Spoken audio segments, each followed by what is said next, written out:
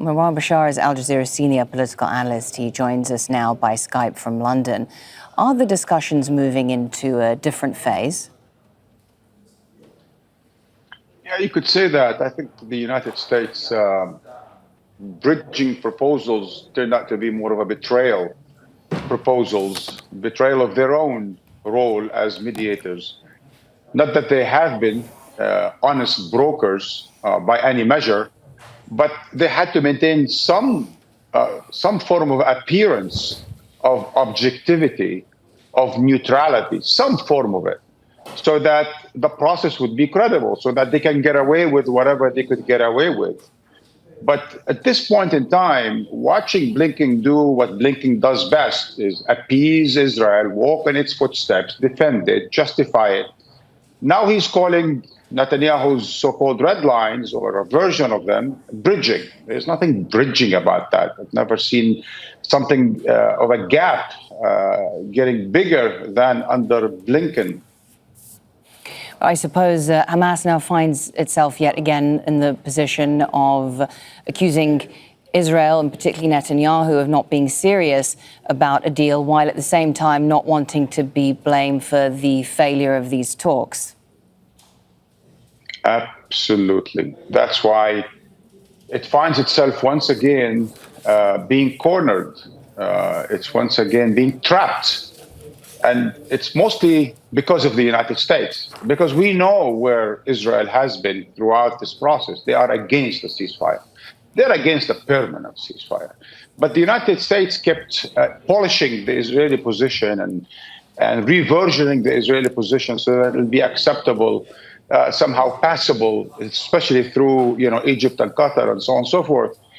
And every time the Hamas, the Palestinians, made concessions, accepted another American diktat, is the Israelis added new conditions to it and forcing the Palestinians to accept yet more concessions. But at this point in time, after so many concessions been done, the whole point of a ceasefire is no longer there. Now we're really talking about a pause, whereby Israel's captives are released and Israel resumes the war whenever or as it wishes.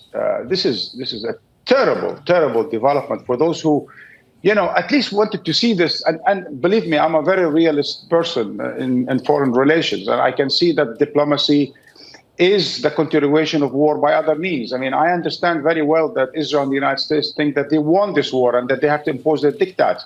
But I also understand there was a genocide the past 10 months, and that the only way you can deal with genocide 10 months later is to give people a break, not 5 months break, but just to give them a damn break, to let them reconstruct their lives, to let them live in peace for whatever time, but not just to keep trapping them again and again in order to recarry the genocide that they've been carrying in a region that is so volatile.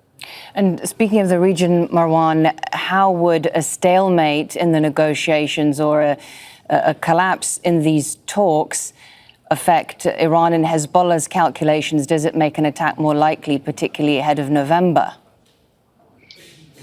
Absolutely. Absolutely. I mean, because they've committed to it, not because I think so. I mean, they've really committed to it. And some unknown spokesperson said, if there's a ceasefire or there's real talks for a ceasefire, well, it's going to be hard for us to hit. So probably this thing will be postponed, perhaps indefinitely. But if this is all turned out to be one big betrayal, not bridging, and if it's all one big trap for the Palestinians and for Iran and Hezbollah, well, then something got to give eventually. And believe me, I mean, I don't know what Iran is capable or not capable of, or what is willing to do, what it's not willing to do, how much it's ready to go out there and risk its own national security. I don't know, right? Or the same goes for Hezbollah and Lebanon.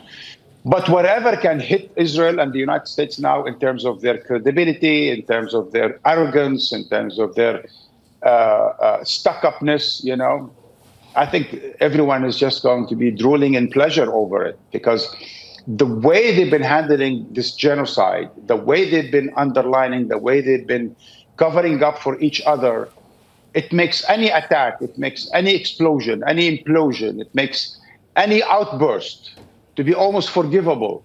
although I and countless other people like you and so on and so forth, we all just want peace and security. We would want some stability. We want some freedom. We want the end of genocide, a real permanent ceasefire.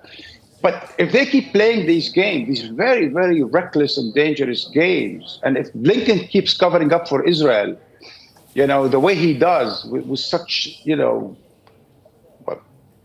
I know some words should not be used, but be that as it may, this could lead to some serious consequences, if not today, later on. Okay, well, thank you very much. Al Jazeera senior political analyst Marwan Bishara. Make sure to subscribe to our channel to get the latest news from Al Jazeera.